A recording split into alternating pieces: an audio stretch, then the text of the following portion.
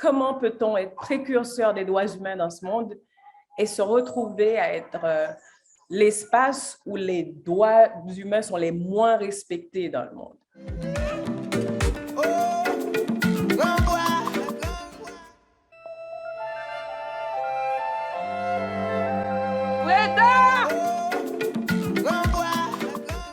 Avec Freda, on est au cœur d'une famille haïtienne pendant une grosse crise socio-politique qu'il y a eu en Haïti en 2018.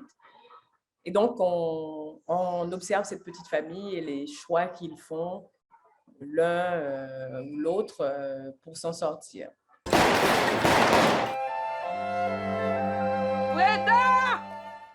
Il y a une autrice haïtienne, Yannick Lahens, qui dit « Si on crée et que cette création ne dérange pas, alors il n'a pas lieu d'exister. » Donc, je pense que l'art peut tout à fait réorganiser notre façon de penser sur énormément de choses dans le monde.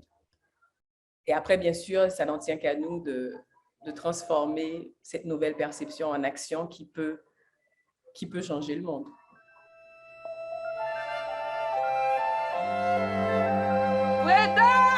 Quelqu'un avait écrit Haïti, la plus vieille république noire du monde. On est précurseur des droits humains dans le monde. Et je pense que c'est la plus grosse torture, c'est le plus gros déchirement pour un Haïtien de réaliser qu'on est quand même les leaders sur ce chemin. Pourtant, 218 ans plus tard, on est à la ramasse complètement. Ça se répète souvent en Haïti.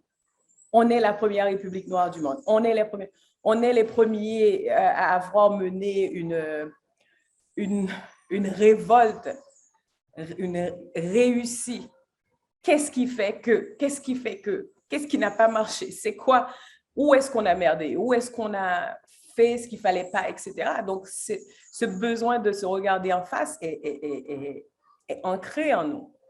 Et donc, c'est ça qui anime toujours tout.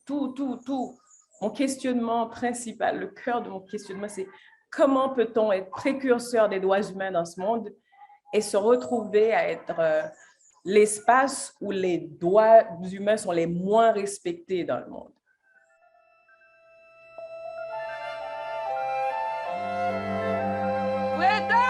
Quand tu es pris dans les dédales, tu vois, du quotidien, quand tu fonctionnes, tu es fonctionnel, tu vois, tous les jours, tu ne prends pas le temps de t'arrêter et de regarder, de poser le regard sur les choses et de comprendre. Parce que si tu ne regardes pas, le processus de compréhension est difficilement enclenché. Il faut voir pour que tu comprennes qu'est-ce qui ne marche pas, qu'est-ce qui n'est pas, qu'est-ce que tu fais en ce moment qui te dessert au lieu de te permettre d'aller vers l'objectif que tu souhaites. Et ça, je le vois de façon individuelle, mais je le vois aussi de manière collective, tu vois.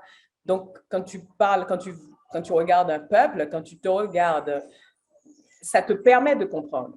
D'où l'obsession de faire ce film et d'être dans la justesse de ce que nous, comme Haïtiens, tu vois, dans cet Haïti, l'Haïti d'aujourd'hui, sommes en train de vivre. Donc, je pense que oui, si l'intention derrière faire ce film est d'avoir un regard qui cherche quand même à mettre la lumière sur ce qui peut vraiment nous permettre d'avoir un regard franc sur nous-mêmes, ça vaut la peine d'essayer, je pense.